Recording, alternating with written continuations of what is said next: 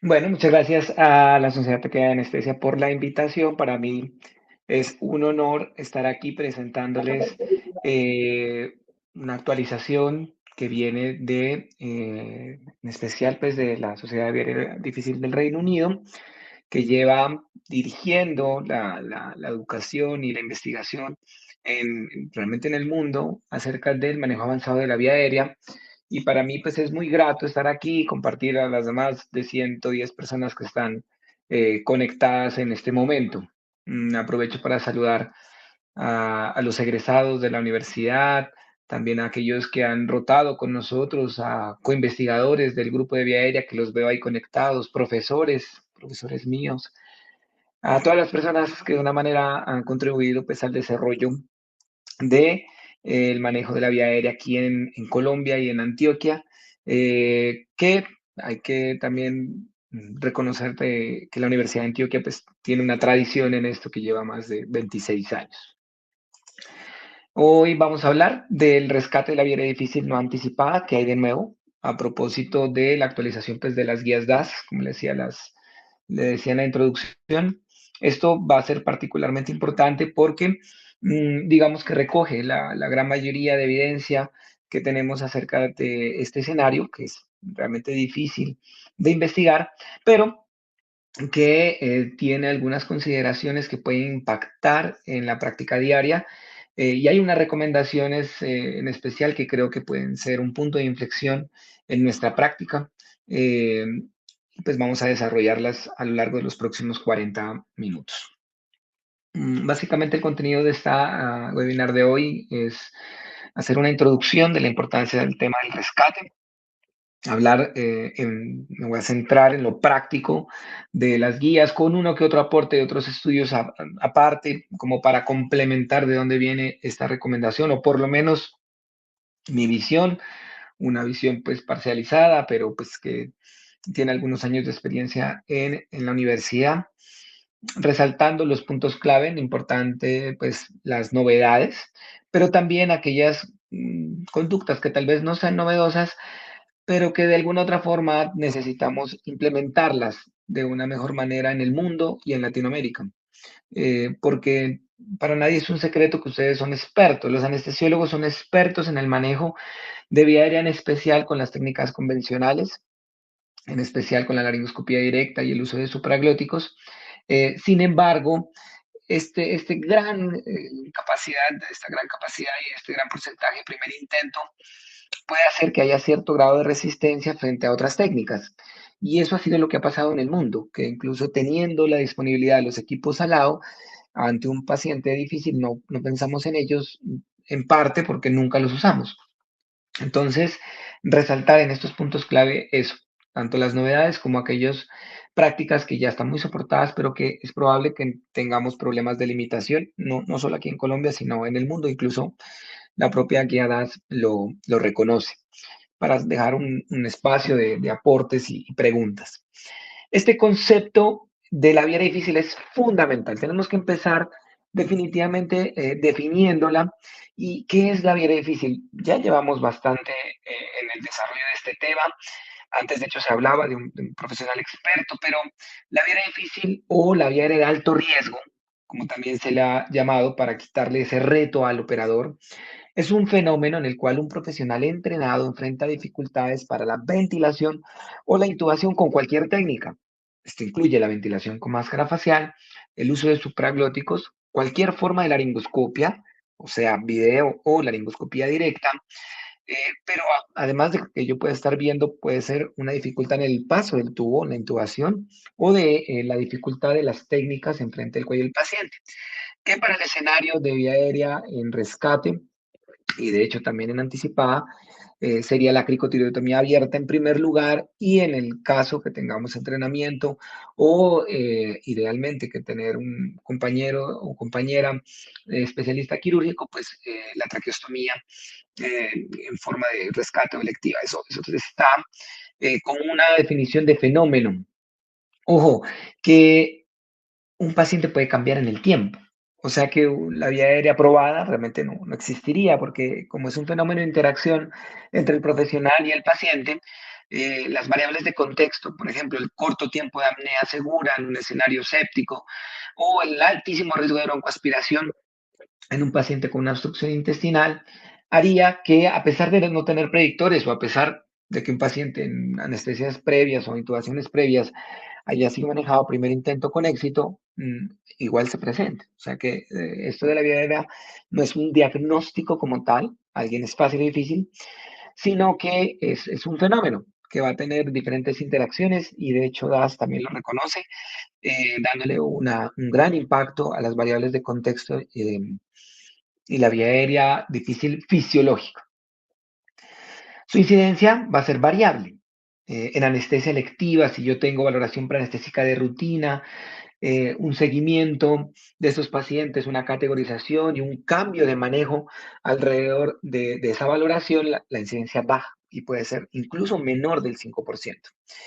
Pero se ha aceptado que en anestesia electiva en general en el mundo es alrededor del 10% de los pacientes, que uno podría pensar que son pocos, pero teniendo en cuenta la cantidad de cirugías que hacemos al año, pues realmente es un fenómeno que sucede. Estoy seguro que en el auditorio a la gran mayoría le ha pasado alguna vez que haya tenido por lo menos que hacer más de un intento para hacer una intubación traqueal y por definición eso sería una vía difícil si no tenía predictores antes de haberlo, pero después de haber hecho una evaluación, pues sería una vía difícil no anticipada. Y esta, el paciente críticamente enfermo, el paciente pediátrico, puede subirse el 30, incluso algunos reportes hasta el 70% en el caso de los más pequeños, menores de un año con variables de contexto. Entonces la incidencia realmente es variable, pero puede ser un problema realmente importante para nuestra práctica profesional, con un agravante, y es que un porcentaje entre el 40 y el 60% de las complicaciones relacionadas se consideran prevenibles. Entonces, la vida difícil o la vida de alto riesgo es una situación que puede tener impacto en nuestros pacientes y que es muy probablemente sea muy subregistrada. Es común que ante dos, tres, cuatro intentos de laringoscopía el registro marque solo la primera. Entonces, eso es un problema real.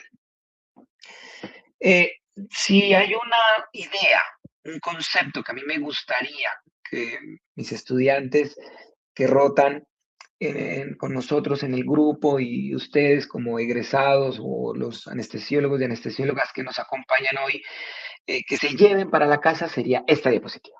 Y ya, todo lo otro, eh, no, mentir, todo sí. Pero voy a resaltar esta, porque esto es una forma de verlo, muy relacionado con guías DAS, con guías ASA, con canadiense, tal vez un poco más local, pero el escenario en vía aérea se podría dividir en tres grandes. Por un lado, la dificultad anticipada, que yo después de haber hecho una valoración de la vía aérea encuentro pacientes con predictores de vía difícil anticipada, aquellos con alteración anatómica o con un antecedente de vía difícil, o aquellos con suma de todos estos predictores, donde yo, en primer lugar, me debo preguntar por qué no lo voy a hacer despierto. O sea, entre más difícil vea el caso clínico, lo hago despierto. Reconocer para la vía difícil anticipada la intubación despierto como la técnica estándar de mitigación de riesgo. No todos van a ser llevados a una fiebre despierto, eso es verdad. Hay unas preguntas y otras guías que en otro momento lo discutiremos. Pero sí va a ser nuestra primera pregunta en la cabeza. ¿Por qué no lo hago despierto? Ah, porque no tiene predictores de ventilación difícil, listo. Ah, porque no me colabora, está bien. Pero que sea una pregunta explícita antes de manejar el paciente. Por otro lado, tenemos la gran mayoría de pacientes, que son los pacientes sin predictores de vida difícil. Oh, esos pacientes yo los evalué y no encontré predictores, no los clasifiqué como dificultad anticipada. Van a ser, por fortuna, la gran mayoría de pacientes. Y aquí, la inducción con relajación neuromuscular van a ser la técnica de elección. Eso hay soporte de lejos y Díaz Das nos repite por lo menos 5 veces que tengamos presente la relajación neuromuscular, porque si lo induzco lo relajo. Aquí más de alguna de mis estudiantes se está riendo, a quienes le mando un saludo. Y hoy pensamos en el primer intento como el mejor, pero aquí hay un pequeño paréntesis.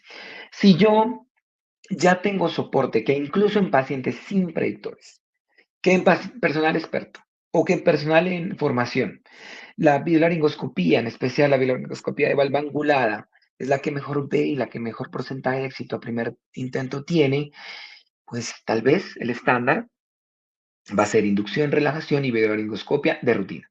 Vamos a profundizar en ese concepto a lo largo de la charla.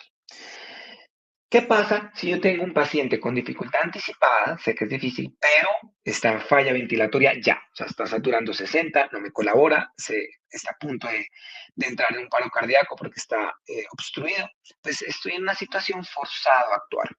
En esto, el consenso canadiense ya lleva años proponiendo la doble configuración o el doble setup, en donde haría una secuencia rápida de inducción e intubación, pero con la cricotiroidectomía lista, abierta, preparada para en el caso de un fallo avanzar rápidamente la crico abierta. Esta diapositiva resumiría en grande los escenarios y me gustaría que se la lleven para su casa, porque creo que este enfoque nos puede ayudar a, a resolver la gran mayoría de casos.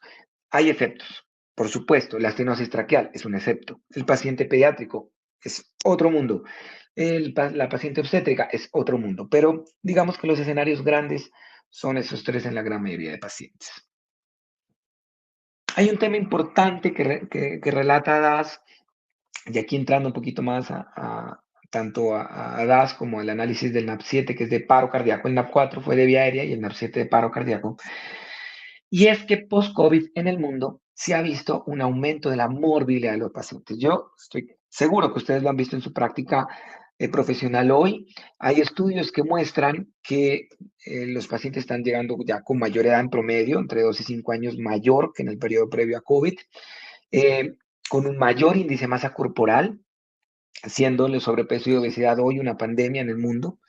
Y un tema muy interesante, en el NAV7 las complicaciones se dieron eh, en una relación de proporción de clasificación ASA diferente a los estudios previos. Por ahí hay alguien con el micrófono encendido para que por favor lo silencie. Eh, y es que antes, esto se hizo en instituciones pues, públicas del Reino Unido, su porcentaje de ASA1 era el 37% y PENAP7 son 24% y las cordes muestran un menor proporción de ASA1 mayor de ASA3 y 4.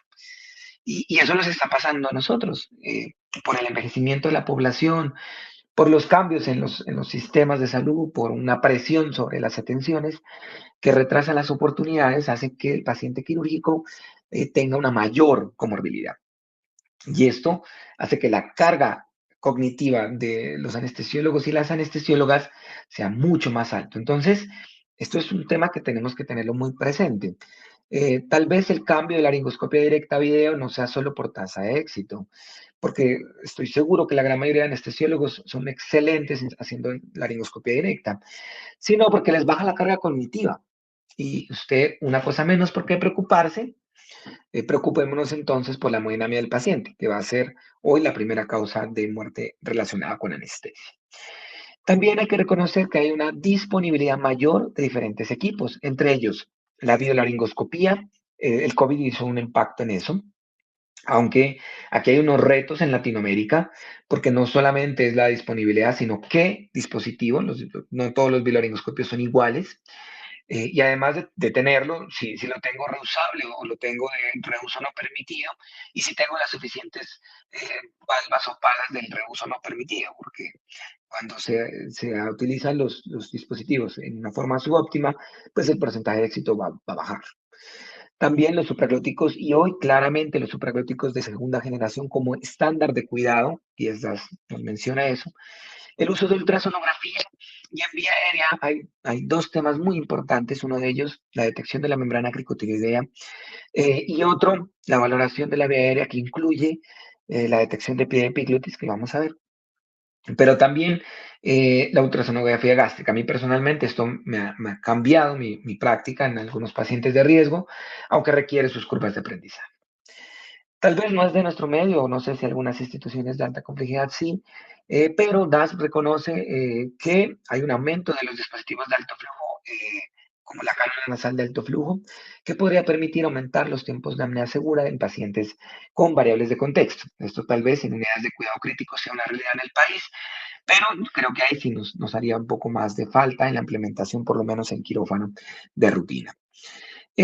Bueno, listo, tenemos avances, ha pasado tiempo, ya desde las últimas 10 DAS estamos hablando de 10 años, las previas son en 2015. Hemos mejorado. Esta cohorte es una cohorte con una metodología muy similar a lo que se hizo en NAC 4 del 2022 en Reino Unido y se encuentra que llamativamente, aunque las complicaciones fueron raras en pacientes cuya valoración de anestésica fue clasificada como sin predictores, en un 14.000, en pacientes con vía difícil predicha, el riesgo fue 45 veces mayor. En este grupo de pacientes, tristemente, se utilizó la intubación despierto o con sedación consciente para el paciente pediátrico solo en el 2.7% de los pacientes. Solo el 32.4% de estos pacientes fueron sometidos a videolaringoscopia y la oxigenación nasal de alto flujo en el 9.5%. Aquí hay que tener presente que hay una disponibilidad de videolaringoscopia en Reino Unido mucho más alta que la que tenemos en Latinoamérica probablemente. De hecho, todas las instituciones públicas la tienen y hay una subutilización de este dispositivo, igual que lo que pasó en NAC 4. Si miramos las incidencias, aunque parecen raras, las complicaciones graves, hablamos de alteraciones de encefalopatía hipóxico isquémica o paro cardíaco o ingreso a UCI no planificado, esa incidencia es similar a la incidencia encontrada hace ya 15 años. Entonces, en este caso 11, 2022 a 2011, que fue NAC 4. Entonces, si estamos mejor, pareciera que estamos igual. Sí, es verdad que los pacientes son más complejos hoy y sí, tenemos más equipos, más disponibles, pero tal vez nos falta herencia en estas técnicas. Hay tres grandes hoy que pareciera que es la subutilización más importante. Por un lado, la biolaringoscopía de rutina. Por otro lado, el uso de supraglóticos de segunda generación por encima de la primera generación. Y por otro lado, el uso de la oxigenación nasal de alto flujo o al menos la oxigenación apneica en los pacientes de secuencia rápida de inducción e intubación. Esta sería entonces el enfoque de nuestra charla con esta introducción que nos dice que la vía aérea de alto riesgo es muy importante, que sigue siendo importante y que a pesar de que hemos avanzado todavía, tenemos un largo trecho como sociedad, como grupo académico, como anestesiólogos y anestesiólogas para mejorar. Y esto nos llega nos trae a esta actividad de hoy, que es hablar de estas guías, las guías de la Sociedad de Vía Difícil 2025 para el manejo de la vía difícil no anticipada en adultos, que es en lo que me voy a centrar.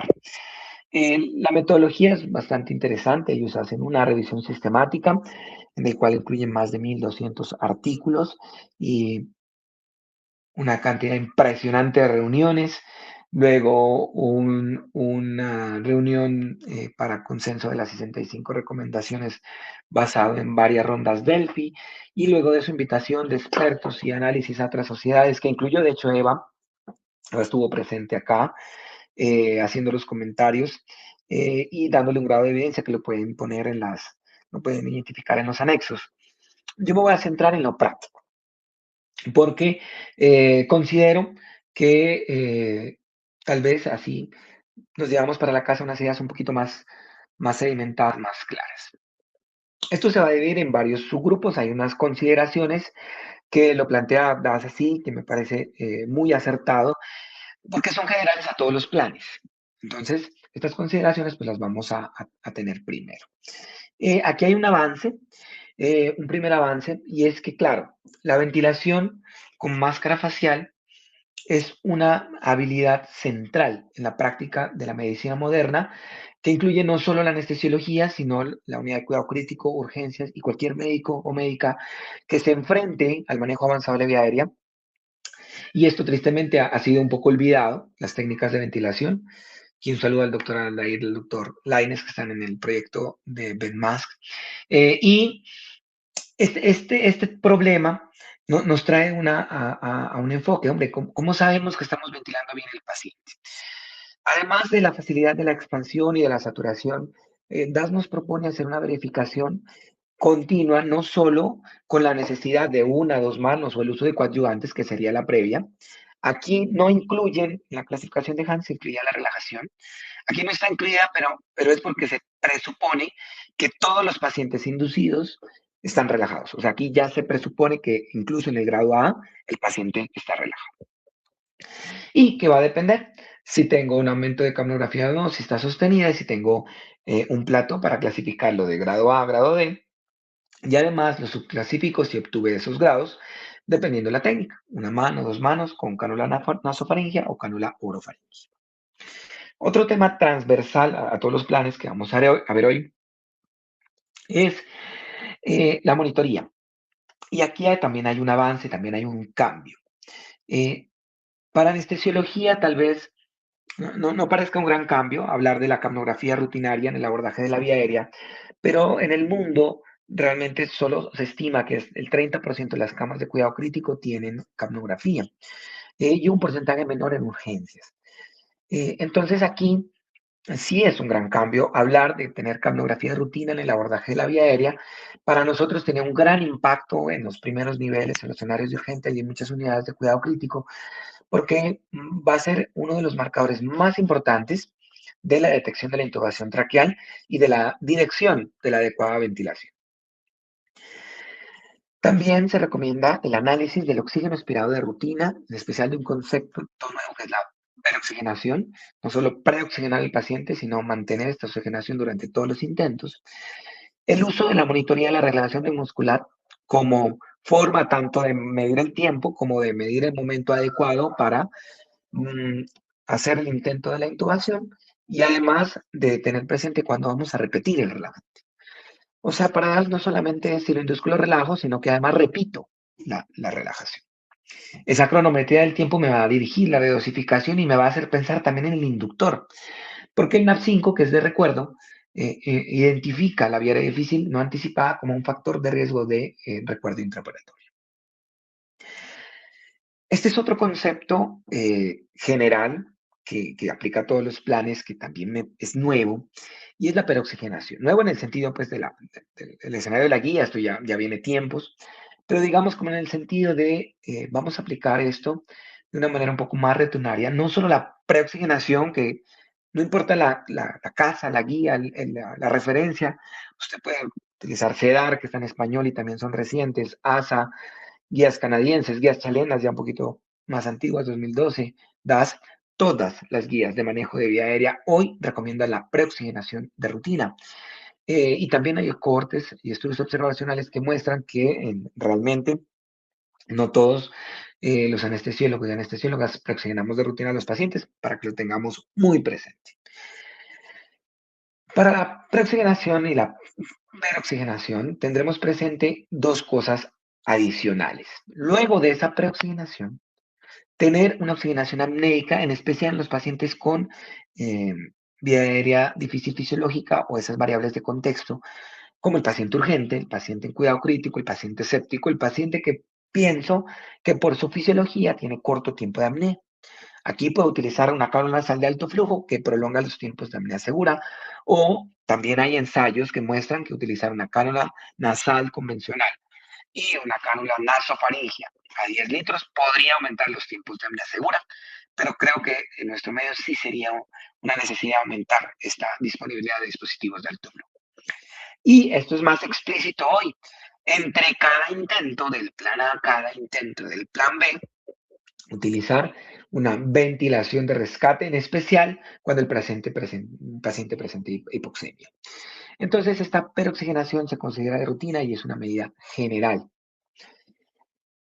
Aquí estaría el esquema que vamos a trabajar en la siguiente mitad de la charla, eh, que se parece mucho al esquema anterior, pero que tiene algunas configuraciones. Bueno, en primer lugar, tenemos que resaltar que van a seguir un esquema lineal. Yo estoy 100% de acuerdo con el esquema lineal.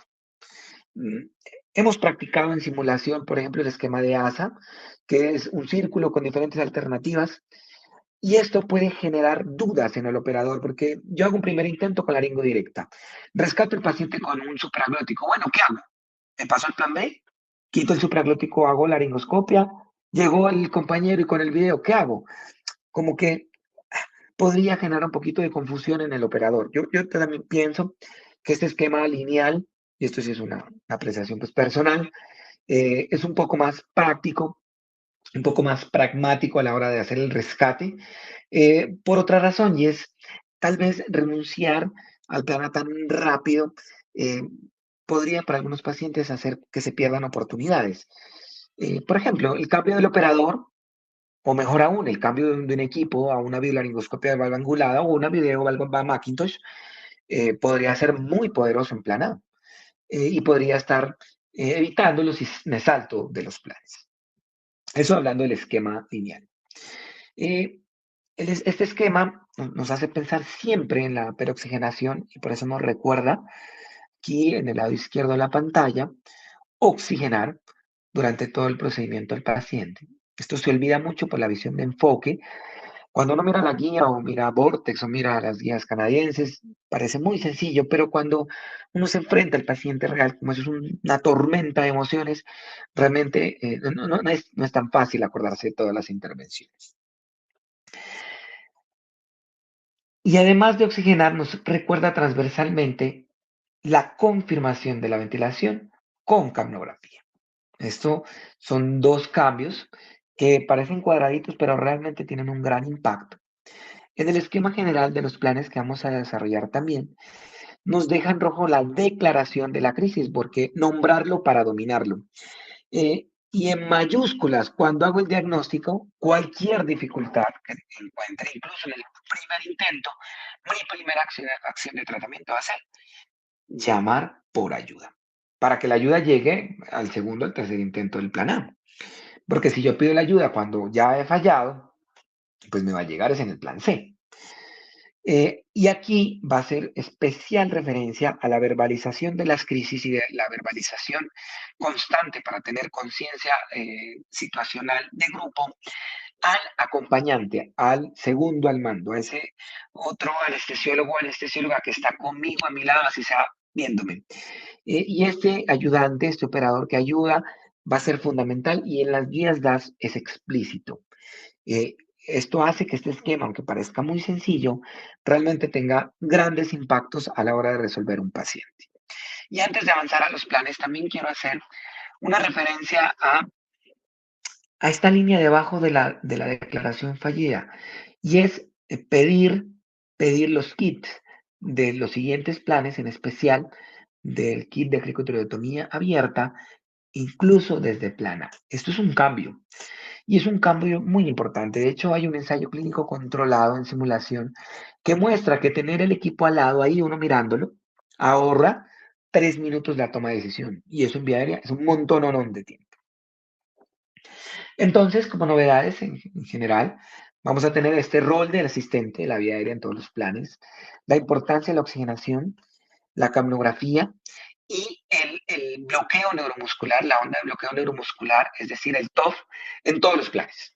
Desde el plan A al plan D, para medir los tiempos y para ver cuándo repito tanto el relajante como el inductor. En anestesia, pues para nosotros es un poquito más sencillo también abrir el Seborane, eh, pero recordar el inductor porque el paciente podría estar entre una no anticipada y tener recuerdo. Las dificultades verbalizarse, en especial por el asistente, tener el equipo al lado, y el uso rutinario de la peroxigenación, que es la preoxigenación, la oxigenación apneica y la ventilación entre cada intento. Esto va a ser general para todos los planes y presenta cambios. Otro punto que hace DAS en esta ocasión y que me parece a mí fundamental es hablar de la valoración de la vía aérea. La valoración de la vía aérea ha sido subestimada y es porque, claro, hay un porcentaje de los pacientes que yo, a pesar de que diga que el paciente no es difícil, por ahí tengo un micrófono encendido, el paciente presenta dificultades. Y lo contrario, puedo decir que el paciente no es difícil y tristemente decir que el paciente sí es difícil y le hacen laringoscopia y le intuban. Y se pierde la confianza en esa valoración. Y esto es porque la valoración tiene sus fallas, pero en el grupo de bajo riesgo sí está claro que la incidencia de complicaciones es menor. Y en el grupo de alto riesgo, si yo no lo manejo consecuente a esa valoración, la incidencia de complicaciones es 45 veces mayor. Es decir, que la valoración sí vale la pena, porque me permite discriminar dos grupos diferentes de riesgo. Esto es más del metaanálisis de Hama. Hay otros nuevos, hay otros más nuevos, pero me parece que este fue el que cambió, es un punto de inflexión, eh, en el cual yo voy a tener diferentes predictores, de lo que usamos clásicamente, como la apertura oral, la distancia telometoniana, esternometoniana, el Malampati, el antecedente, la vida difícil y la prueba mordial labio superior. Pero yo, ¿qué les quiero mostrar aquí? Mire, si yo soy un escenario de bajo riesgo, donde la prevalencia es menor, por ejemplo, en la inducción en un paciente convencional, electivo, con ayuno, sin variables de contexto, pues estos predictores van a ser poderosos, en especial el antecedente vera difícil, créanle a ese antecedente. Y el de la prueba de mordida labio superior. Pero si yo estoy en un escenario urgente, como un paciente séptico, un paciente obeso, un paciente pediátrico, bueno, esto es más enfocado en adultos, pero la prevalencia pretest también aumenta. Miren lo que pasa en la probabilidad post-test con una sola prueba, incluso de las que menos razón de verosimilitud positiva tendría, como la apertura oral. Se duplica la probabilidad. Es porque tengo menos tiempo y estoy con mayor carga cognitiva. Entonces la valoración va también que depender del contexto, o sea, mucho más sensibles a utilizar técnicas alternativas que ustedes sepan usar porque las usaron de rutina en pacientes electivos, en estos pacientes de alto riesgo que tengan algún predictor incluso menor, porque la probabilidad post-test se dispara. Y aquí hay algo nuevo también, y es que se incluyen algunas herramientas adicionales a la valoración. Entonces, es muy común, por ejemplo, en estos programas selectivos, biopsias por disfonías o manejos ambulatorios de pacientes con alteraciones de odinofagia, que tengan tomografía, que tengan nasofibrolaringoscopia, del momento de la consulta del especialista en cabeza y cuello o del otorrino, nos llega anestesia ambulatoria, lo preparemos y viene a la cirugía 3 meses después. ¿Qué pasa si yo le hago una naso endoscópica y me encuentro lo que ven a la izquierda de la pantalla? Un tumor de epiglotis. Es un caso propio.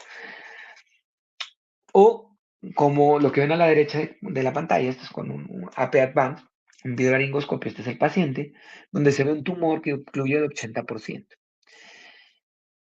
La valoración endoscópica preoperatoria es el uso de una video despierto o una naso despierto antes de empezar el caso, que nos puede cambiar o reafirmar el manejo entre un 26 y el 50% de los casos.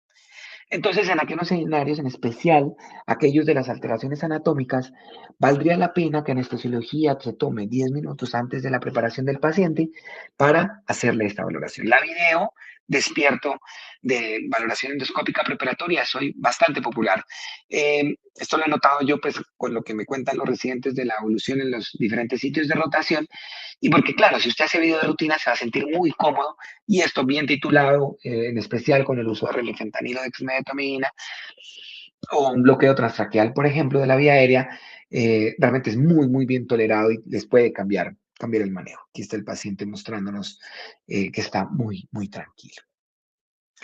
Otro cambio que está explícito en esta guía es la ultrasonografía, más allá de la palpación, para la detección de la membrana cricotiroidea, porque realmente tenemos este problema de que la palpación es muy mala. O sea, el problema es que no está seguro. Usted dice, yo creo que esta es la membrana, y no es la membrana cricotiroidea. Entonces, el uso de ultrasonografía para esta detección sería ideal.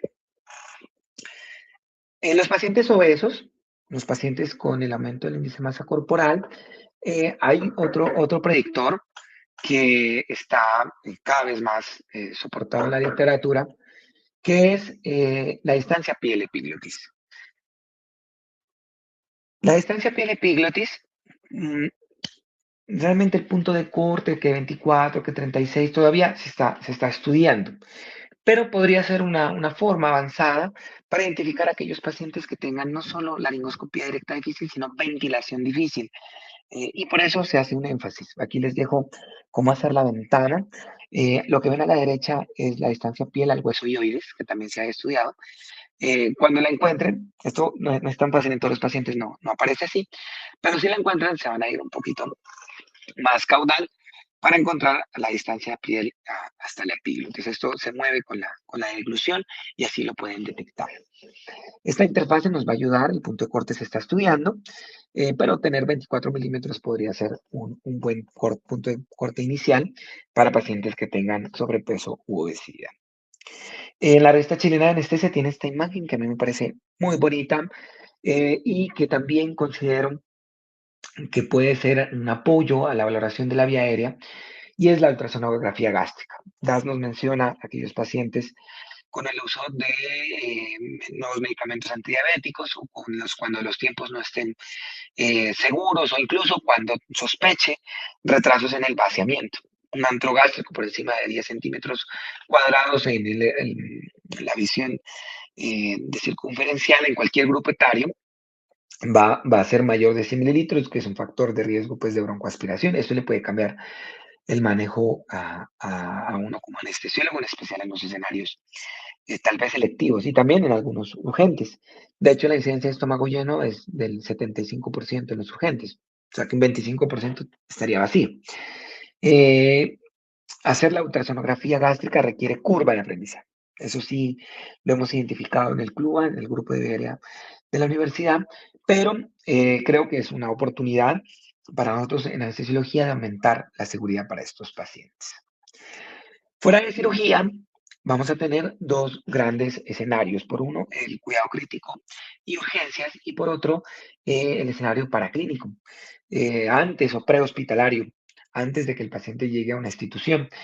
Para eso hay dos referencias grandes que tienen cada vez más soporte, que es el MACOCHA, de hecho el grupo actualmente se encuentra validándolo en UCI, y el HEAVEN, que se va a aplicar para pacientes fuera del ámbito hospitalario para entender cuáles serían más difíciles. ¿Qué haríamos ahí? El uso rápido de supraglóticos y pedir ayuda.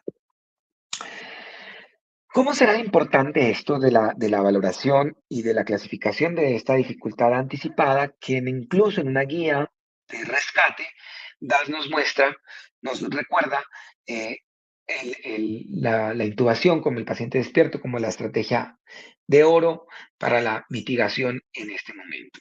Es decir, antes de hablar de rescate, vamos a clasificar a nuestros pacientes, los más graves, vamos a pensar en hacerlos despiertos. Aquí voy a hacer un pequeño paréntesis. El uso de remifentanil o dexmedetomidina antes de empezar, titulación con calma, denle un tiempo. Eso normalmente toma 10 minutos. Hay cortes que nos muestran que son 10 minutos el aumento en comparación a una inducción convencional. Bueno, fueron 30. En un paciente difícil, eso realmente no marca la diferencia en tiempos y sí la marca en seguridad. Porcentaje de éxito de la intubación despierto logra ser cercano al 99% de los pacientes. Y no, pues paro, pues está despierto. Y eso es un cambio que me parece a mí grande en estas guías. Novedades hasta aquí, entonces.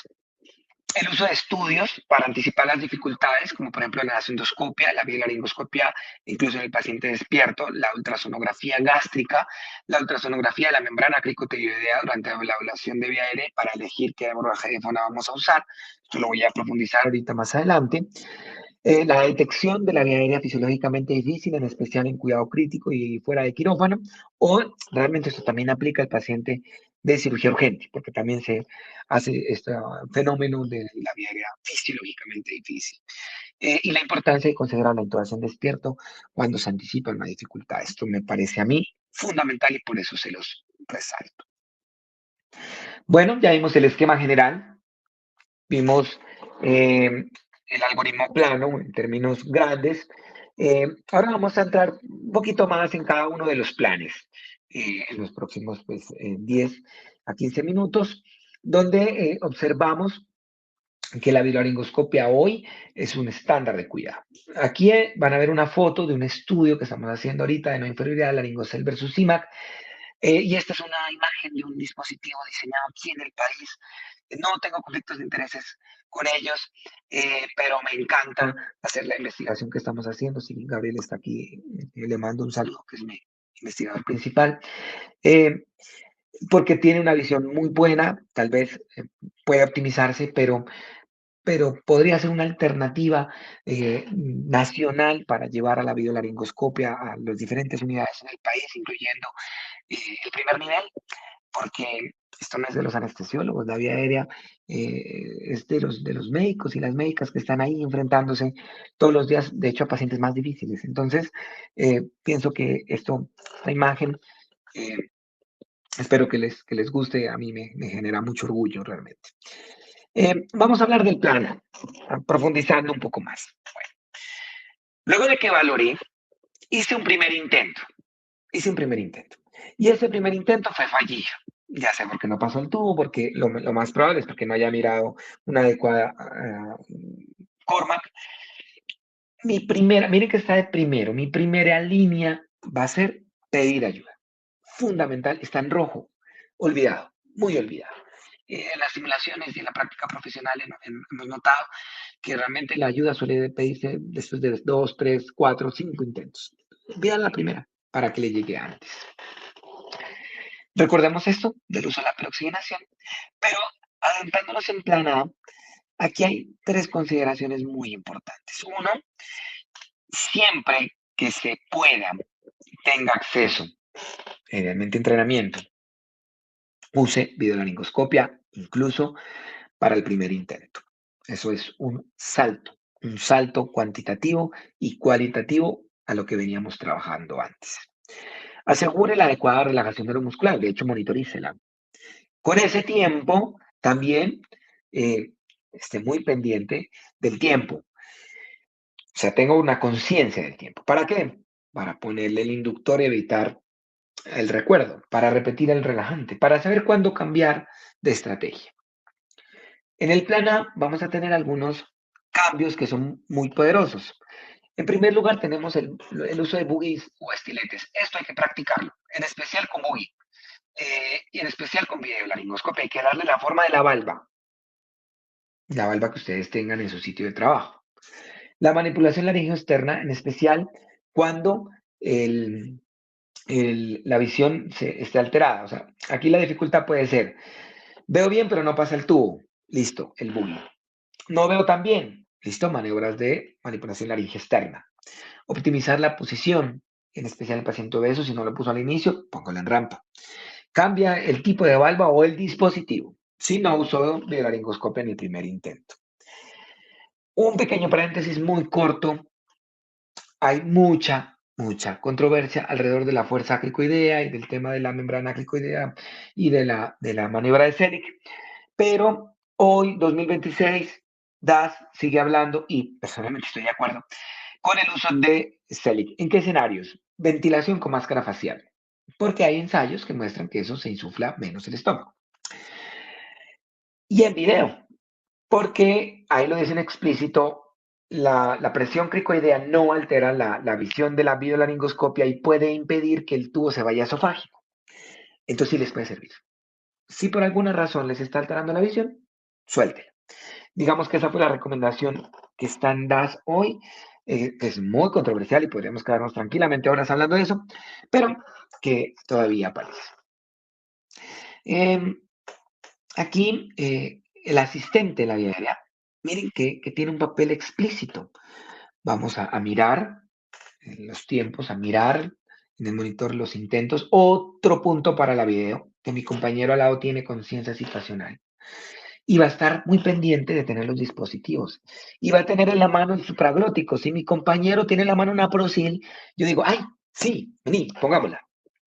Porque mi asistente me está ayudando a avanzar y salirme del enfoque o del sesgo de fijación. Si tengo éxito, vamos a verificar de dos maneras. Tanto la capnografía, que debe ser una capnografía exitosa, y hay otras guías de la Iniciativa Mundial de la Vía Aérea PUMA, de manejo universal, que ya tengo un pantallazo de eso, que nos propone la capnografía de rutina y también la configuración visual, ambas.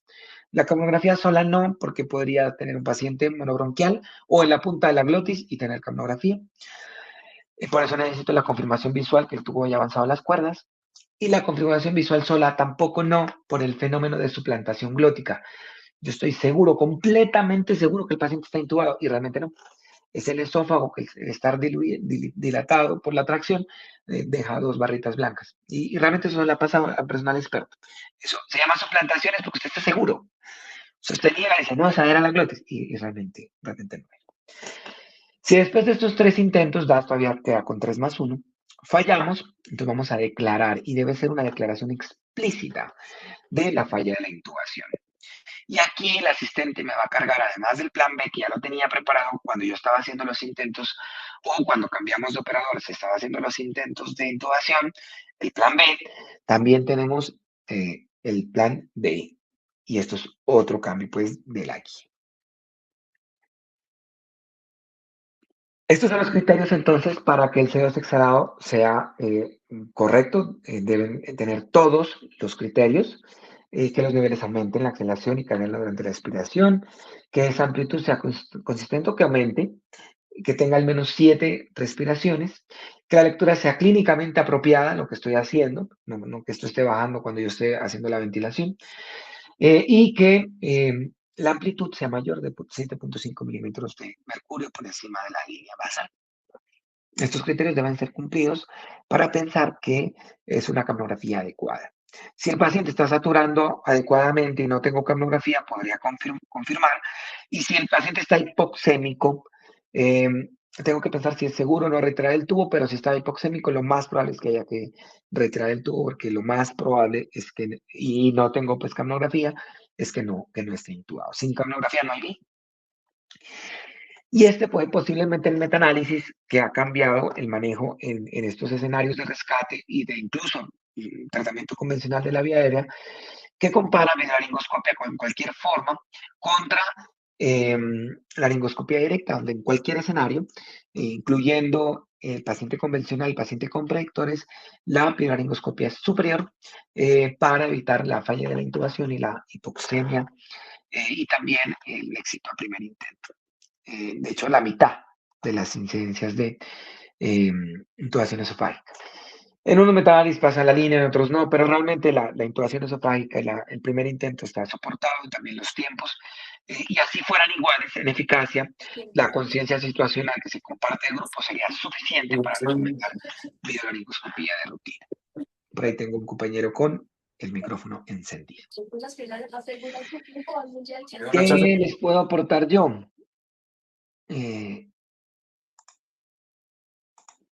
Ya lo cerramos, gracias. Aquí hay una visión digamos, de esto que hemos avanzado enseñando a diferentes residentes el uso rutinario de videolaringoscopia. Y son los errores comunes. ¿Qué pasa en video? Hombre, introducir demasiado la valva, ver demasiado la glotis, porque así no tengo espacio para maniobrar. La forma inadecuada de la guía, este es otro muy común, se les va esofágico. Miren que una marca comercial de intubación, que es el Glide Ride, que es para Glide Scott, miren la forma de la valva, de la forma de la guía, está semirrígida, angulada a 85 grados con una zona de transición menor de 4 centímetros. Denle la forma de la valva, si no me acuerdo, pero debe tener una forma angulada, no es sin guía, porque hay personas que intentan hacerlo sin guía, es con guía y con adecuada forma. Otra es soltar la tracción cuando vaya a introducir el tubo, eso hace que los tejidos caigan y no avancen. Y otra que me parece muy importante y es desconocer su equipo. Los videolaringoscopios no son iguales. Su equipo tiene puntos ciegos. Les cuento que yo he valorado pues, diferentes marcas, algunas tienen hasta 1.5 centímetros de espacio ciego. Eso en un paciente pediátrico es una diferencia gigante, abismal a la hora de la visualización. Si es tipo Macintosh, es angulada. Si tiene sistema de entepillamiento, no. Si debo agregarle coloxina en la punta, por ejemplo, o tengo que esperar 30 segundos para utilizarla. Si es de reuso permitido, ¿y cómo hacerlo? porque las valvas que no son de reuso permitido, al reusarlas pierden visión. Entonces son valvas que nos pueden dejar tirados en un rescate y esto podría ser catastrófico para nuestro paciente. Por eso es que tenemos unas grandes retos para llevar a la biliaringoscopia de rutina. Este posiblemente es el cambio más grande, ya lo he insistido, lo he hablado un poco durante esta charla, y es que siempre que sea posible debería utilizarse un video. Ya esto incluso tiene varias cartas al editor. En especial les asusta a algunos autores el tema médico-legal alrededor de esto, pero la evidencia cada vez es más contundente. A los compañeros que hagan video de rutina, estoy seguro que me acompañan en esto, uno ya no se quiere devolver. Pero la implementación de la videolaringoscopia de rutina no es tan fácil. Requiere dispositivos, requiere de un acompañamiento institucional, requiere de una forma adecuada de reesterilización, almacenamiento y cuidado. Tiene unos retos en nuestro país, pero es hacia donde debemos trabajar. Confirma el éxito de 2 puntos, tanto la visualización como la capnografía, con los criterios de capnografía efectiva, que están en guías Pumas, estos de guías Pumas, pero se complementan. Bueno, esta es nueva, no la mencioné, pero DAS también nos propone incluso declararle el falla antes de los 3 intentos, dependiendo del escenario clínico.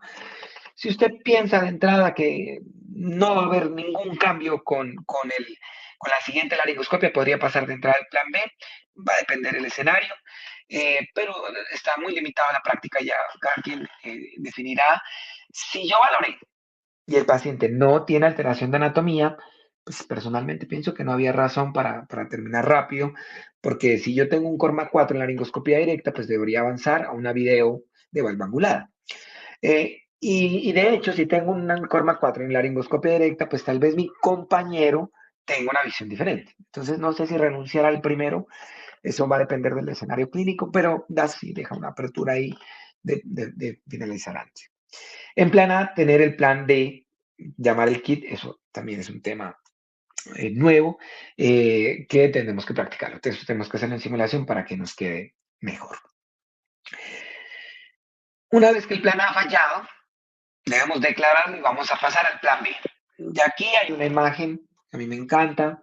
Le mando un saludo al profesor Juan Luis Ramírez, si está viendo esto, que la hicimos después de un día de trabajo. Hay una máscara Arija Protector con gel hidrosoluble, haciendo una prueba de posición en un peor de mordida un poquito profundo, pero vamos a creer que está en la mitad de los incisivos. Y es que los supraglóticos, en especial los de segunda generación, van a ser nuestro estándar de cuidado para este plan. Profundizando un poquito, vamos a seguir con la peroxigenación, es decir, entre cada intento ventilamos con máscara facial. Ya tenemos definitivamente nuestra ayuda aquí y vamos a utilizar nuestro dispositivo de segunda generación. Aquí abre un poquito el campo. En la vía anterior nos hablaba de Procil Supreme iGel. Hoy habla que no hay evidencia para hablar de ninguna marca sobre otra, pero que sí sea pues de segunda generación y que idealmente tenga canal de aspiración para hacer pruebas de posición. Pero pues que sea clasificada de segunda generación por su presión de sello. Aquí debemos asegurarnos de que el paciente tenga una adecuada relajación neuromuscular y repetir el relajo. En caso de falla, de estos máximos 3 intentos, aquí no hay tanto soporte en laringoscopía y más. Tenemos que tener dos alternativas muy importantes. Uno, el cambio de tamaño y dos, tener un dispositivo diferente. Y esto también se conserva, esto también viene en guías dadas del 2015, porque los supraglóticos se hallan en diferentes lugares. Entonces valdría mucho la pena tener diferentes marcas en nuestro carro de rescate, porque ante una fallida del plan B podríamos cambiarlo. ¿Qué está haciendo nuestro asistente? Monitorizando los intentos, verbalizándolos, y ya él nos está diciendo, o ella, eh, mira, compañero y compañera, tengo acá, bisturí en buggy tuvo 6. Debes pensar que pronto lo vamos a usar. Si tengo un éxito con la ventilación con supraglótico, esto no ha cambiado. Vamos a pensar, esto calma mucho. Cuando uno está en las reanimaciones, los escenarios que hemos rescatado y las simulaciones, realmente uno pone un supraglótico y ver la capnografía lo hace respirar profundo. Respira y se le quita un peso encima. ¿Y qué vamos a pensar? Despertar al paciente, va a depender del escenario. Hacer una intubación traqueal vía supraglótico y esto, una vez más, DAS nos insiste en hacerlo a través de fibra óptica. Proceder con el dispositivo sin intubar. Esto hay mucho soporte, es observacional, pero hay de rescates que incluso han hecho cirugía en escenarios de la ginecobstetricia con un supraglótico, incluso cuidado crítico y tiempos de traslado tan largos como 6, 8 horas. Y en algunos escenarios, a proceder con un abordaje frente al paciente, del cuello del paciente, ya sea una tracostomía o una cricotiroidectomía, en especial cuando se prevé que la ventilación se va a perder. Digamos que usted piensa, hombre, voy a perder esta ventilación, llamemos al cirujano o al compañero de cuidado crítico, la compañera que sabe hacer tracostomías percutáneas o abiertas, y procedamos porque vamos a perderlo. Podría ser una opción, ha estado abierta en este punto del plan B. Si después de esos 3 intentos fallan, también podríamos pensar en técnica rotacional de inserción o técnica con buggy con segunda generación, declarar la falla de ventilación y movernos al plan C. De aquí que les podemos aportar, hombre, las pruebas de posición.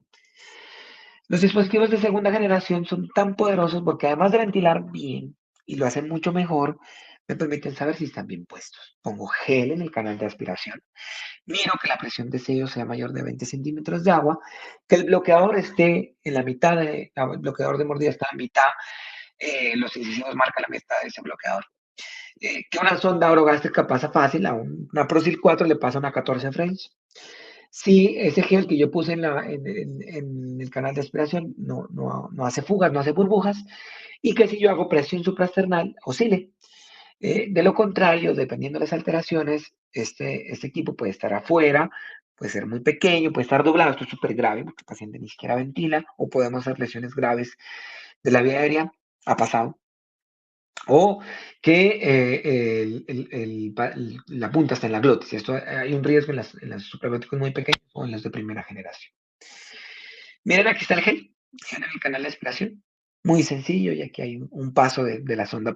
Hacer estas pruebas en segunda generación realmente es muy fácil. Vamos a pasar al plan C. Ay, no me cargo mi imagen. Ay, aquí tenía yo una imagen del estudio de ventilación. Ah, yo lo tengo más adelante. Ah, sí, no, lo tengo más adelante. Me alcancé a asustar. Vamos a pasar al plan C. En el plan C, vamos a regresar a la ventilación con máscara facial. Ya estamos cerrando aquí nuestros rescates. Hasta donde llegamos, el 90% de los pacientes se han rescatado. DAS dice que 65%, pero sí hay cortes que muestran que puede ser un poquito más.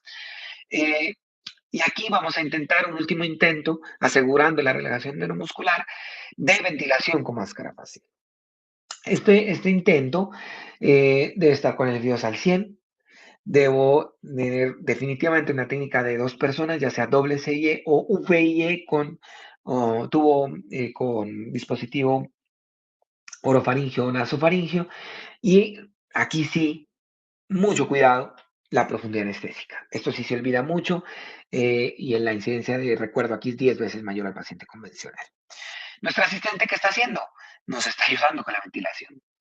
Se asegura de que tengamos una cánula orofaringia, nasofaringia, y confirmamos esa ventilación. Ahí está el cambio nuevo de la guía con capnografía. Si ventila, aquí es controversial porque le quito la relajación. Hay reportes que hay pacientes que han mejorado con su Gamadex que ventila, pero también hay reportes de pacientes que han fallado. Pues eso queda abierto como a la discusión. Aparece pensar, considerar entre esas opciones, o mejor, irnos directamente a una traqueostomía. Va a depender de la anatomía, si la anatomía fue previamente normal o no, y del contexto y de ese personal que ya haber llegado, el senior. Hay unas recomendaciones de equipos de respuesta rápida o de grupos que se encargue únicamente de esto para tomar esta decisión. No es tan fácil. De hecho, si yo la revierto y la pierdo, DAS nos dice, listo, tienes que utilizar otro relajante diferente, como la succinilcolina para el plan B. Entonces, aquí este punto sí es bastante controversial. Tendríamos esos 2 caminos. Esperar a que el paciente ventile y recupere o revertirlo. Y otra opción podría ser hacer una tracostomía o cricotilotomía, incluso si el paciente ventila. Si no ventila, ya intentamos todo. Intentamos intubarlo, intentamos rescatarlo con un supraglótico, así que debemos declarar la situación de no intubo en oxígeno o no ventilo en oxígeno, como dice el consenso canadiense, y movernos a enfrente del cuello del paciente. Esto es lo que les quería mostrar del estudio de más. Un saludo pues, de nuevo a mis investigadores, donde la subluxación mandibular con V y E, donde los dos deditos se paran, esto es diferente a C y E, los dos dedos se deben parar en el ángulo mandibular, pareciera que ventila más. Tenemos un metaanálisis que está en la base de datos del repositorio universitario de la Universidad de Antioquia y hoy un ensayo clínico corriendo que en este momento estamos en el análisis de los datos, donde creemos que la ventilación BI es superior a la ventilación CIE para la ventilación mililitros por kilo en los pacientes. Al menos sería una técnica alternativa que me sirve de rescate. ¿Qué novedades tendríamos entonces? Eh, aquí si la ventilación es exitosa, mirar con los médicos de mayor experiencia qué vamos a hacer. ¿Lo revertimos, hacemos un atraqueo o esperamos? Eh, y que a pesar de tener una ventilación adecuada, se podría considerar en un abordaje frente al paciente. Ya si llegamos a una situación de cricotiroidotomía y aquí el grupo de aérea pues ha tenido una experiencia en docencia y también hay en algunos grupos, hay unos casos reportados de los egresados del profesor Juan Liz de crico abierta, esta imagen me la pasó el doctor a quien también le mando un saludo, donde esto hay que practicarlo, porque se pierde, la curva de olvido está alrededor de 6 meses, así que idealmente 6 meses, bueno, cada año hay que hacernos un taller donde recordemos estas habilidades, por ejemplo, fibro sobre supraglótico, recordar video coadyuvante si no lo hacemos, crico abierta, navegación con fibroscopia, creo que en el Congreso colombiano estuvimos llenos, tanto en el taller que hicimos con SADEA como en el taller que hicimos con la sociedad el año pasado y creo que esto hay que seguirlo haciendo porque se pierde, básicamente. Y llegamos al plan B. Aquí en lo último, situación extrema, tristemente solo el 75% de los pacientes que llegan aquí de los reportados han salido, posiblemente sea peor. Vamos a maximizar la extensión, asegurarnos que el paciente esté relajado, así que si le puse su gamma dex en el C, debería utilizar otro relajante, por ejemplo, succinilcolina, identificar que esté la succión. Y aquí un tema que también puede ser controversial, y es que DAS propone ante tanto la membrana cricotiroidea palpable o no, una incisión vertical y luego la horizontal como técnica estándar. Y ya dependiendo de los escenarios, estoy muy seguro porque la marqué con eco, sí hacer la incisión horizontal como veníamos acostumbrados, reconociendo que eso puede ser pues controversial. Y nos proponen dos cosas más. Y es que, ¿qué vamos a hacer después? Primero, si es fallida, buscar un tubo más pequeño. Aumentar la incisión vertical o cambiar de posición. Ellos recomiendan derecha-derecha, nosotros en la práctica la hemos hecho, si la persona es derecha, se hace a la izquierda del paciente para hacer la pronación con mayor fuerza. Ellos proponen cualquiera de las dos, tal vez derecha-derecha por la historia. Nosotros, izquierda del paciente, derecha con la mano derecha del operador. Eh, intentar, por ejemplo, avanzar el buggy primero y avanzar el tubo. ¿Qué hace nuestro operador? Es nuestro acompañante. Idealmente tiene que ser un anestesiólogo, porque debe conocer la técnica para podernos ayudar para avanzar este bisturí buggy tubio 6. Y lo vamos a confirmar con capnografía. El paciente lo más probable es que si sale aquí va a continuar una traqueostomía porque son mucho más toleradas y hacen menos lesiones de la vía aérea. Esta es la técnica que recomienda DAS. Entonces, como les decía, incisión vertical primero, ese sería el cambio. Luego, incisión horizontal. Si la membrana es palpable, estoy seguro, podría empezar con la incisión horizontal, pero digamos que la técnica estándar para ellos va a ser la técnica vertical, en piel, solo en piel. Hay un cambio de mano, ojo con eso, un momento del cambio de mano luego de la punción para avanzar el buggy con mi mano dominante y luego retirar el bisturí y a través de ese buggy que no debería avanzarse más de 10, máximo pues 15, dependiendo del alto del paciente. Yo lo que he identificado es que con 5 o 10 ya están casi que monobronquiales y hay que tener cuidado porque si uno avanza con dilatación, fuerza, podría ser un neumotórax. De hecho, esto también es una recomendación nueva el paciente hay que hacer una verificación, ya sea ecográfica o radiológica, de las falsas rutas y del neumotórax, porque sí ha sido descrito después de cricos abiertas esto de la lesión pulmonar. Novedades en plan B. Se recomienda una incisión longitudinal como técnica de FONA por defecto. Si la palpo bien, podría hacerlo horizontal. Consideraciones de intentos fallidos, bajarme al tubo o ampliar la incisión vertical. Hay por ahí un reporte de uso de ultrasonografía en este momento, pero eso sí debería ser antes. Tal vez para personas muy entrenadas podría ser una opción si no encontramos la tráquea. Hay un punto que no lo mencioné y es que después de una crico, después de un rescate, yo debería reunir a mi equipo. Ya el paciente lo entregué a la UCI y hacer una descarga emocional. Idealmente que institucionalmente tengamos una forma de manejar esto. Pues muy teso que después de una crico abierta, pues yo tenga ahí presionándome el programa que tengo que hacer una cirugía de tórax, ¿sí? Entonces debe haber algo institucional que permita hacer una descarga emocional y una recuperación del nivel de estrés frente a esto. No solamente debería ser vía aérea, también paro cardíaco, otros escenarios graves, pero la guía DAS lo pone en explícito. Y es porque hay unos componentes adicionales que hemos tratado pues en otras charlas, que rápidamente les recuerdo que son las habilidades no técnicas. Esos recursos personales y psicosociales que complementan las habilidades manuales y nos permiten una ejecución segura de tareas, como el trabajo en equipo, la conciencia situacional, el manejo de tareas y la distribución, sobre todo de eso, y la toma de decisiones. Tenemos una revisión sistemática de propiedades de medición, que también está en el repositorio de la universidad, que muestra que el sistema NTS realmente es el que más soporte tiene. Nosotros antes trabajábamos con Ottawa, que fue el que validamos, pero hay una validación en español chilena, que está en Journal Clinical Anesthesia de ANTS. Pienso que puede ser una forma muy buena de entrenamiento en simulación y de forma de estudio para que esas lineecitas que están ahí sean nuestras acciones de tratamiento para cada una de nuestras habilidades no técnicas. Dentro de esto, el uso de ayudas cognitivas como analistas de chequeo, como por ejemplo tener ese algoritmo general que les mostré al inicio y que se los voy a mostrar más aquí en la última diapositiva, o esta que es la lista de chequeo para esta guía de hoy, podría permitir una disminución de los errores, que viene desde la preparación hasta el plan A, B, C y D. Esta es una que proponen ellos, pero realmente podría utilizarse una lista de chequeo diseñada por cada institución.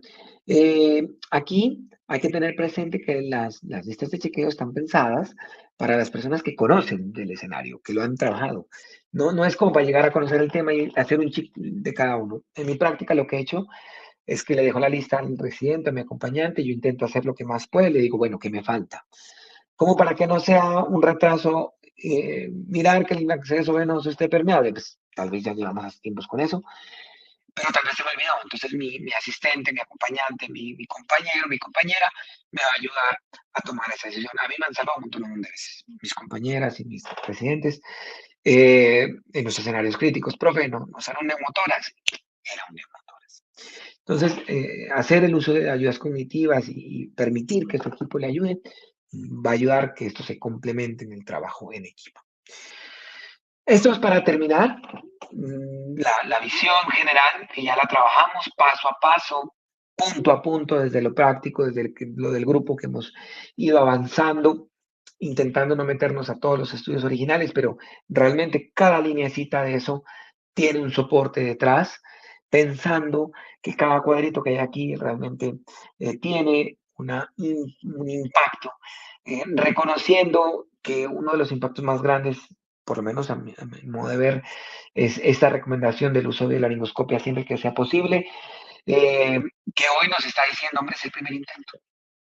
Deberíamos como sociedad, deberíamos como comunidad académica, no solo en anestesiología, sino en cuidado crítico, en, en urgencias y para el médico general, tener presente que esto de la biolaringoscopia no es algo reservado para grupos, no es algo reservado para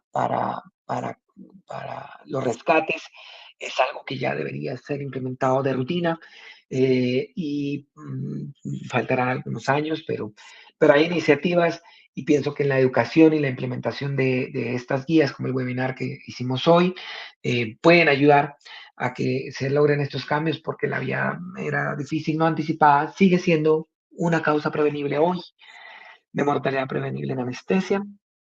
Eh, y pues dejo el espacio para las preguntas o los aportes. Me encanta de esta participación tan grande que tuvimos hoy y tenemos 172 personas conectadas. Les agradezco y les mando un saludo y les agradezco también la paciencia. La atención no es tan fácil mantenerla tanto tiempo. No sé cómo manejamos, si hay preguntas, miremos el chat, yo no he tenido oportunidad de verlo. Eh, no sé si alguien tenga un aporte, una pregunta. Profesor Villa.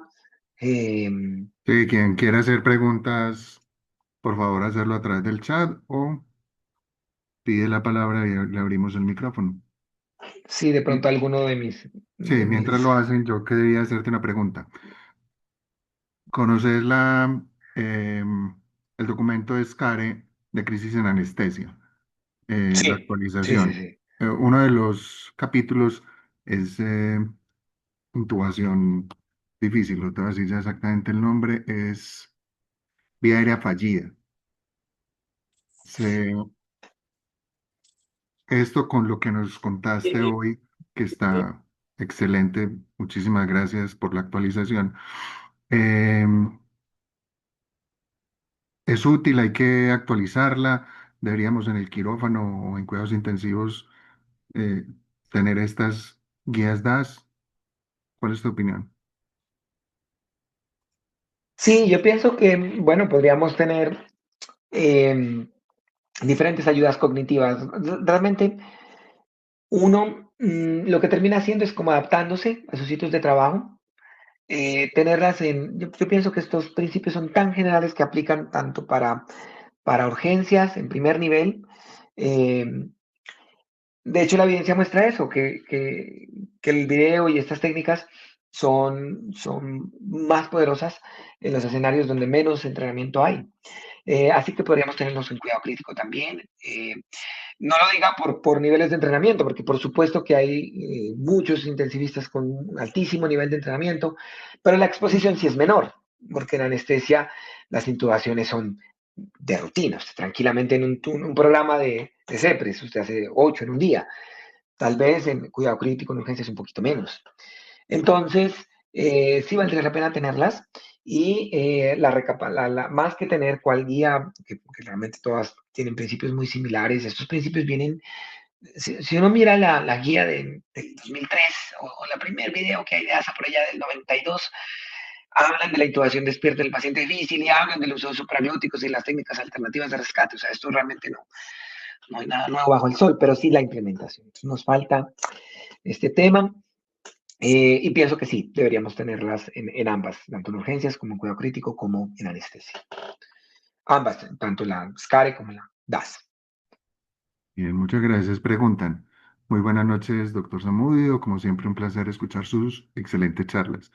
Como médico general, dada nuestra poca experiencia con la vía aérea y más la difícil, ¿sería adecuado o costo efectivo solicitar un sistema de oxigenación por cánula de alto flujo o se puede sustituir por una cánula normal? Bueno, hay que tener presente que el alto flujo, de hecho, no está disponible en todos, ni siquiera en los quirófanos. Los consumibles, cada canulita, la última vez que averigué está alrededor de 125.000 pesos, pero realmente no estaría tan lejos para algunas unidades. La verdad es que pensar en el primer nivel hoy tal vez es difícil por los recursos que esto requeriría y por las curvas de entrenamiento. Realmente no nos daría para reemplazarlo. Si tuviéramos la posibilidad sería ideal para evitar la intubación de algunos pacientes, para el traslado de otros, pero una cánula nasal convencional a 10 litros por minuto o una cánula nasofaringea, de hecho personalmente pienso que se tolera más, a 10 litros por minuto nos puede dar oxigenación apneica y ensayos que muestran eso, similares, un poco inferiores, pero similares a las cánulas nasales de alto flujo. Entonces uno con una cánula nasal normal a 10 litros podría hacerlo. O una cánula nasofaringea, incluso mejor porque incluso te permeabiliza la vía aérea y te da tiempos de apnea segura. En un paciente convencional podemos llegar tranquilamente a 10 minutos. Yo lo he hecho en mi práctica, por ejemplo, en cirugía de tórax. donde se requiere la vía aérea libre. Y hacerlo con cánula nasal puede ser una alternativa igualmente válida que la nasal de alto flujo para primer nivel. Muchas gracias. Preguntan, Mario, gran charla. ¿Hay algún escenario en el que sea superior la laringoscopia directa sobre fibro o video? El trauma a la vía aérea o cara, las técnicas retrógradas, obviamente despierto. Muy bien, muy interesante la pregunta. Hay que reconocer que los bilaringoscopios existen de varios tipos. La bilaringoscopía de valva angulada, que es la que tal vez estemos más acostumbrados, pero también la bilaringoscopía valva Macintosh. Entonces, si decimos la laringoscopía directa, ¿tendría algún escenario sobre la video? La respuesta es no, porque si yo tengo video laringoscopias de valva Macintosh, tendría lo mejor de los dos mundos. Tendría la visión indirecta y tendría, en el caso que requerir, porque la cámara por alguna razón se llenó de sangre, también la visión directa. Entonces, lo que hoy está migrando el mundo es a tener videos de valva Macintosh y videos de valvas anguladas. Con las técnicas retrógradas, tal vez el uso de, de ultrasonografía para buscar un punto distal y la videolaringoscopia valvangulada sea un poquito, de hecho, mejor. En los tubos de doble luz, a mí personalmente sí me gusta más la valva Macintosh. Me parece que no se pierde tanto la angulación para el aislamiento, pero se podría hacer igual con un video valva Macintosh.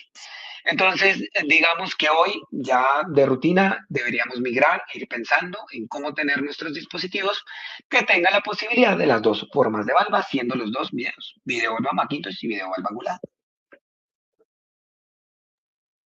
Bien, muchas gracias. Otra pregunta. Mario, ¿recomendaría la videolaringoscopia para todas las intubaciones en la práctica diaria? Y entonces, ¿qué papel tendría la laringoscopia directa en la práctica diaria? ¿No perderíamos el entrenamiento? Esa ha sido una de las resistencias. Gracias por la pregunta, muy importante en el mundo. Y una vez más, esto de la videolaringoscopia valva Macintosh es de mucha utilidad porque usted se puede entrenar y seguir haciendo las técnicas clásicas, en especial reconociendo que no hay tampoco gran soporte que diga que Angulado sea mejor que Macintosh, hablando de los dos videos, ¿no? Entonces, si yo tengo video Valva Macintosh, puedo hacerlo mejor, puedo volver a entrenar mi técnica convencional directa y aprender mi técnica de video y puedo seguir y no perder ninguno de los dos mundos. Eh, ese es como lo que, la conciliación, porque sí, sí es verdad que la lengua directa ha sido muy útil y es muy eficaz, es que ese es un tema, que es muy eficaz, pero también tiene limitaciones. No, no la perderemos, vamos a continuar con Video Alba Macintosh, eh, pero la idea sí es migrar a los dispositivos de video de rutina. Esa es como la tendencia en el mundo. Gracias. Pregunta, si tenemos predictores de vía aérea difícil o es una probable vía aérea difícil fisiológica, ¿deberíamos pedir la ayuda antes de iniciar el manejo? Para la intubación vigil se recomienda más la topicación de lidocaína. Los bloqueos sí son recomendados en las guías. Bueno, ahí hay dos temas grandes. Vamos a responderlo primero. Definitivamente, si usted pide ayuda antes, es mejor. Eso va a depender de los escenarios clínicos, porque es que a veces estamos todos llenos en quirófano. ¿Qué parece que puede servir? Por lo menos avisarle al compañero, ve, mira, voy a estar, sé que estás en tu programa, pero voy a estar en un caso difícil. Si algo ya sabes por qué fue que te llamé. Eso es un preaviso, sirve muchísimo. Dos, hay auxiliares, hay anestesiólogos que se han puesto de apoyo. En el Hospital Alma Mater hemos tenido algunas épocas de esto y eso sirve un montón, ¿no? Porque el compañero de apoyo que llegue antes de empezar me va a ayudar a planear, a escribir, a tomar la decisión, a que yo esté más seguro para mi tiempo, porque no es tan fácil el tema de la intubación despierto, hay resistencia muchas veces también por nuestros compañeros quirúrgicos. Entonces, digamos que yo quiero hacer la intubación despierto y me presionan, no, eso no es difícil, venga, yo lo intubo, hágale que usted puede, esto siempre duermen, ¿usted por qué hace eso? Y eso nos genera presión. Tener un compañero al lado nos puede ayudar a hacer lo que hoy las guías nos recomiendan. Entonces, sí, definitivamente sí. Para la intubación vigil, más la topicalización sobre los bloqueos. Esa es otra discusión muy bacana. Hay ensayos, se sale un poquito del tema, pero no importa. Hay ensayos que muestran que los bloqueos son muy eficaces y muy seguros. A mí me encantan. Yo pienso que el bloqueo transtraqueal es espectacular, es sencillo. Uno lo marca con una ultrasonografía, pero pues requiere su curva de aprendizaje. En la guía de intubación despierto, que también creo que requiere su actualización, DAS pone la topicalización spray as you go sobre los bloqueos, en parte también por que la implementación pues es más fácil decir instile a través del canal que chuse el paciente porque requiere curva de aprendizaje. Pero los bloqueos sí tienen soporte y si uno tiene la curva de aprendizaje, realmente son muy bien tolerados y son muy eficaces. Hay ensayos que muestran que incluso pueden ser superiores al spray de Yugo, dependiendo el contexto. Por ejemplo, para video, me parece video despierto con un bloqueo transtraqueal, me parece que se tolera mejor. Muchas gracias. María, muchas gracias por la charla. Una pregunta, ¿cuál es tu lista de chequeo para realizar una intubación despierto y qué sedación anestesia de la vía aérea usas?